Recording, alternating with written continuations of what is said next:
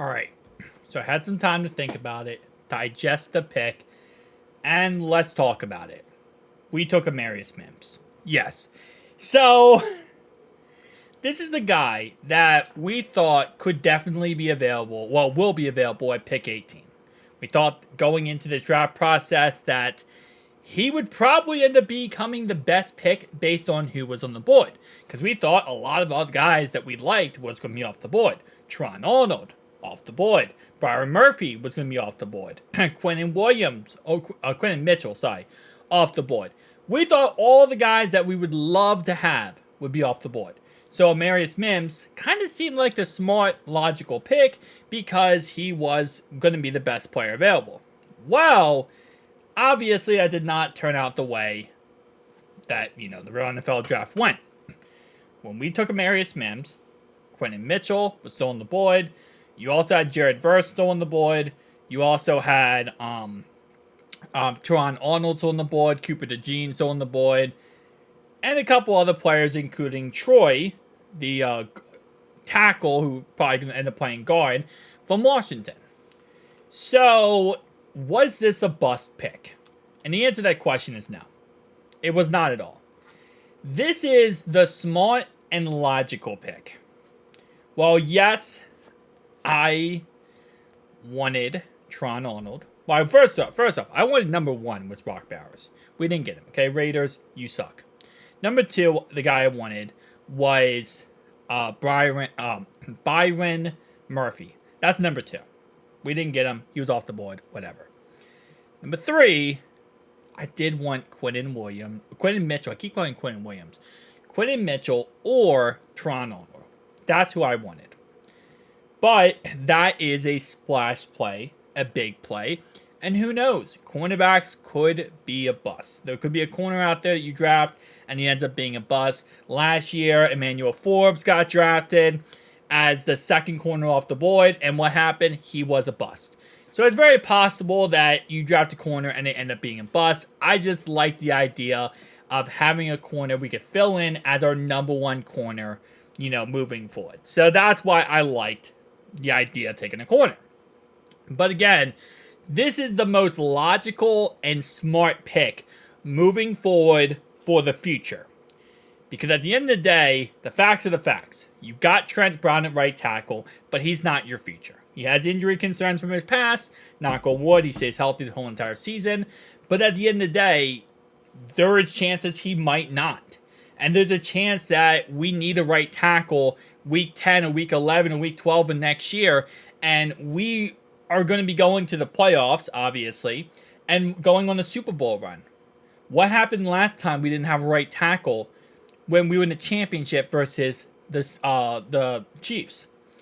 We lost because Hakeem was our right tackle and got destroyed in the championship and got ran to the ground on 3rd down and short, where Hakeem got thrown right back into Joe and he got sacked by Chris Jones. I'm not saying that Amarius Mims is going to be the best tackle to ever play the game.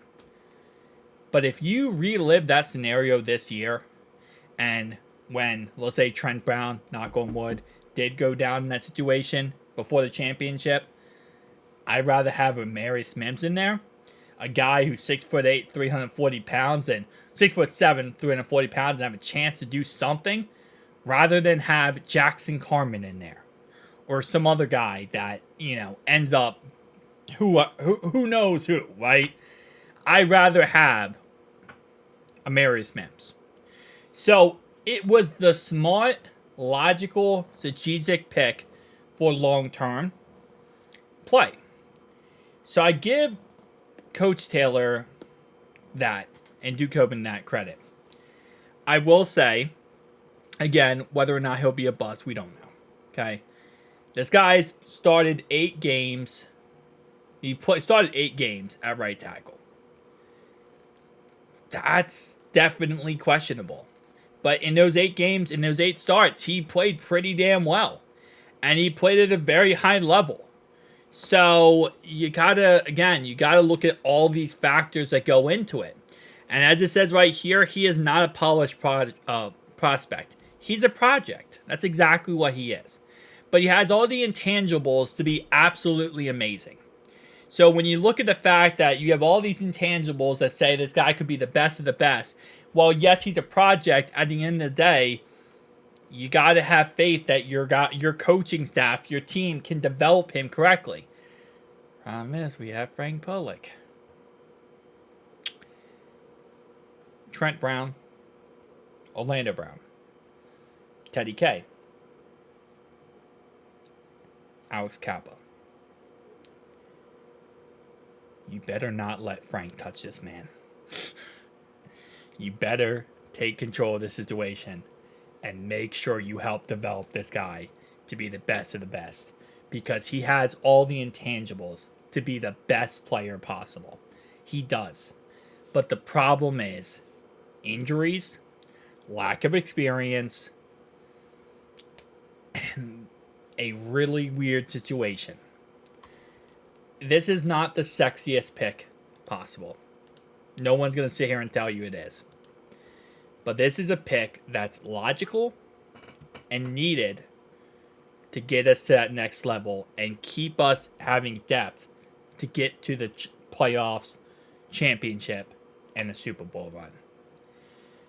Offensive line depth is the most important thing you can get. Now, to the argument of, well, we could have taken this later. We could have taken an offensive tackle later, another tackle guy later. That's true. We wouldn't have gotten as much of a polished... I'm sorry. We wouldn't have gotten as much of a prospect later on. And, again, you know, it is what it is. At the end of the day, they see stuff that we don't see. Them being, obviously, the Bengals. So, we just got to trust the process. We got to trust the process. And, you know, this guy had a fantastic combine. Obviously, he gets hurt with a hamstring injury. But he had a fantastic combine. He showed that he can play at a very high level. Even with his lack of experience, which kind of, you know, really kicking me in the guts right now, is the fact the last time I heard that was, oh, lack of experience? Are you talking about like Achilles Smith, who had a lack of experience playing at Oregon for 2 years and ended up being the biggest bust in Bengals history?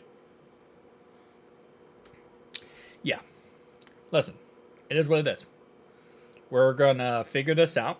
And at the end of the day, works out, he works out. If he doesn't, he doesn't. I think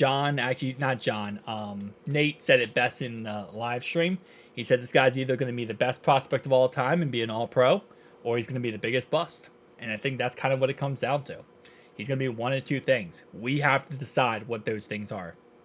So I'm excited for Amarius Mims. Welcome to the Bengals. Welcome, welcome, welcome, my man. I think this was, again, a smart pick, and I think this is a pick that we're going to, you know, hopefully look back one day and give our opinions on it. See you guys next one.